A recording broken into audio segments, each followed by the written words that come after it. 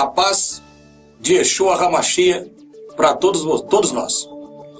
Eu quero agradecer a sua presença aqui no nosso canal, A Verdade Oculta 30.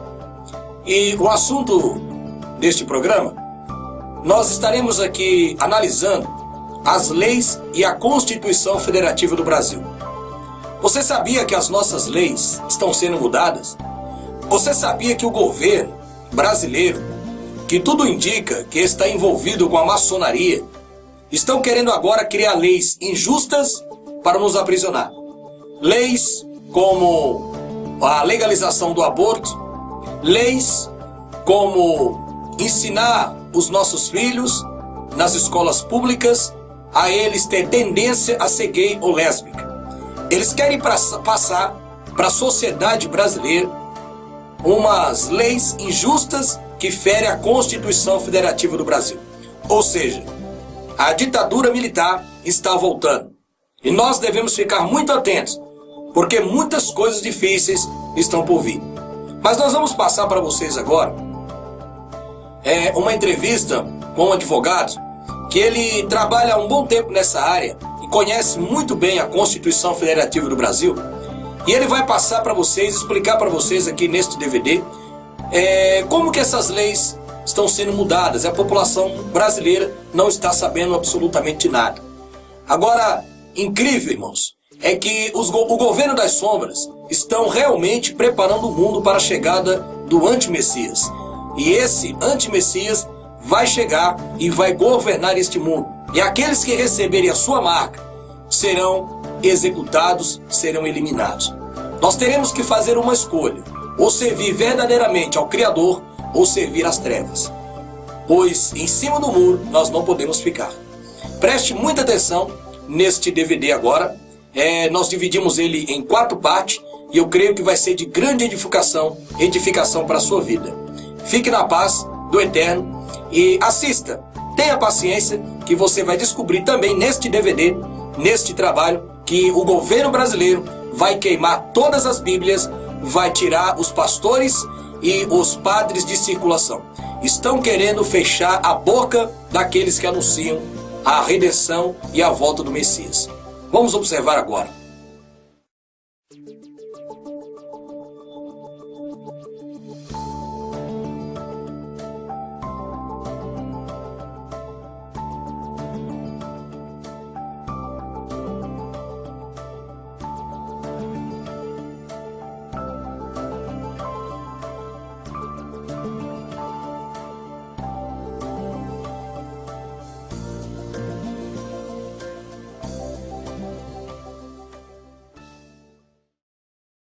Dentro de 2 anos, o Brasil voltará a ser uma ditadura se nada for feito.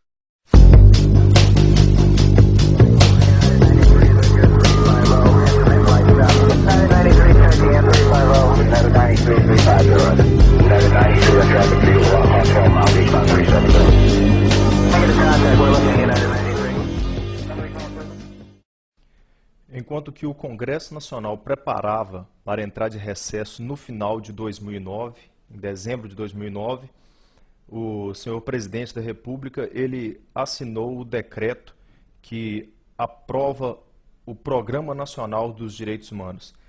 Esse projeto, ele foi desenvolvido sobre a responsabilidade do senhor ministro da Secretaria Especial dos Direitos Humanos, uma secretaria que foi criada especificamente para esse programa, sobre a responsabilidade do senhor Paulo Vanucci. E o esforço desse vídeo aqui, o objetivo desse vídeo, desse trabalho, é levar a você um conhecimento, digamos, profundo desse plano, desse programa. O que está aqui dentro, o quanto isso é perigoso, é nocivo à Constituição brasileira e a toda a população do Brasil aí. Então convido você a vir comigo nesse vídeo, nesse estudo, nessa aula, para conhecer um pouco mais desse projeto e quanto isso é importante e afetará diretamente a população, a nação brasileira, tal qual você a conhece hoje. Vamos conhecer agora um pouco da origem desse plano, de onde que veio isso.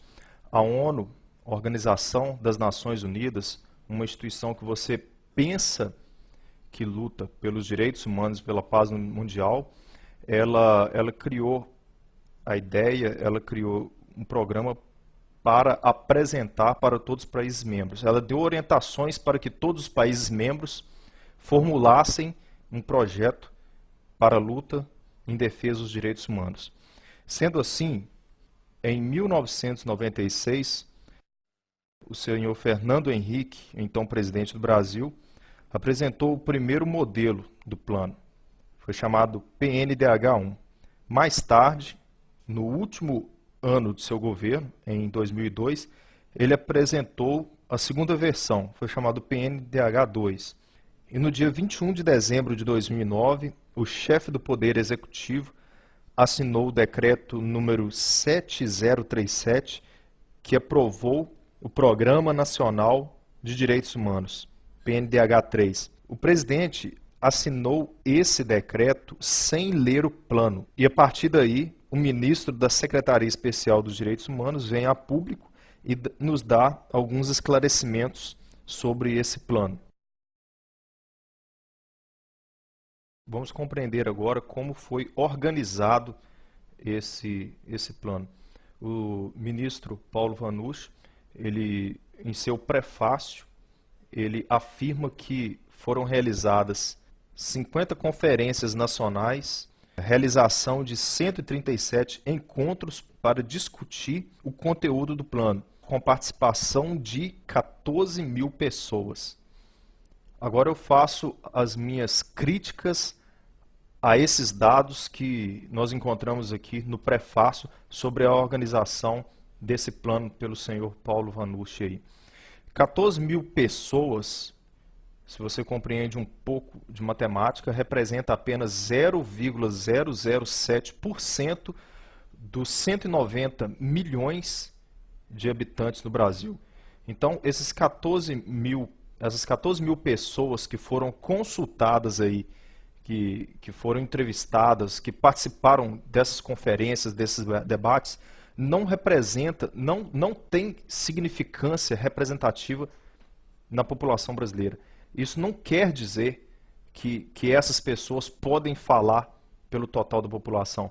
Para que você, que está me ouvindo aqui, tenha ideia, em São Paulo são necessários 100 mil votos para que um deputado federal seja eleito. Como que 14 mil pessoas apenas podem responder pela população inteira? Nenhum plano que vai alterar profundamente a Constituição brasileira. Então isso é desprezível, ainda que a secretaria responsável por esse plano tenha provas que 14 mil pessoas participaram e as 14 mil pessoas foram favoráveis a esse plano, ainda que apresente provas, isso não pode ser levado à frente pelas palavras de um número tão pequeno de pessoas em relação à população brasileira. Por dentro do plano, vamos entender agora, estudar várias de suas diretrizes e entender onde estão concentrados os pontos críticos deste plano. A estrutura do PNDH3 são 6 eixos orientadores, eixo orientador 1, 2, 3, 4, 5, 6 e 25 diretrizes. Dentro desses eixos orientadores estão 521 ações programáticas. Essa é a estrutura do plano. Sendo assim, nós vamos pincelar aqui algumas dessas diretrizes e você vai compreender a malícia que existe por trás disso. Eu estudei todo o plano, suas 224 páginas, e agora vamos pincelar essas 521 ações programáticas aí e vamos ver o que tem de malicioso aí. Venha comigo. No eixo orientador 2, na diretriz 5, o que fala essa diretriz? Regulamentar a taxação de imposto sobre grandes fortunas. Essa proposta é em criar mais um tributo, mais uma carga tributária no Brasil. E será feita da seguinte forma, digamos que eles considerem que 50, 100, 200 mil reais seja uma grande fortuna. E realmente é uma grande fortuna se comparado à faixa salarial no Brasil, da base da sociedade. Então, digamos que 100 mil reais é lá uma grande fortuna, eles determinam. Então, vai ser criado um imposto em cima disso, digamos, sei lá, 5, 10%, que pode ser cobrado anual em cima desse valor. Então, se você construir um patrimônio financeiro que já foi tributado em todas as instâncias para se construir aquele patrimônio e está lá o seu dinheiro na poupança, aí vai ser criado um imposto para tributar novamente em cima desse valor. Essa proposta, não se engane, é exatamente isso que está por trás dessa intenção. A palavra aqui, grande fortuna, é apenas para te iludir, para dar a impressão que só os grandes serão tributados. Mas não é essa a verdade que está por trás aqui. Eixo orientador 3, diretriz 8. Esse eixo orientador tem 4 diretrizes. Desenvolver campanhas de informação sobre o adolescente em conflito com a lei, defendendo a não redução da maioridade penal.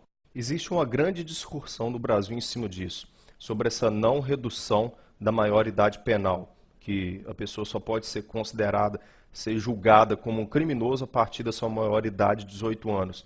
E dessa idade abaixo, ele não pode ser julgado, não pode ser condenado como um preso comum. Ele cometendo delito, ele fica internado em uma FEBEM, em um centro de recuperação, e quando completar 18 anos ele está livre como se não tivesse feito nada. Existem pessoas que são favoráveis a essa não redução, que querem que permaneça assim, e eu respeito a sua posição. E tem aquelas pessoas que são favoráveis à redução dessa maioridade penal.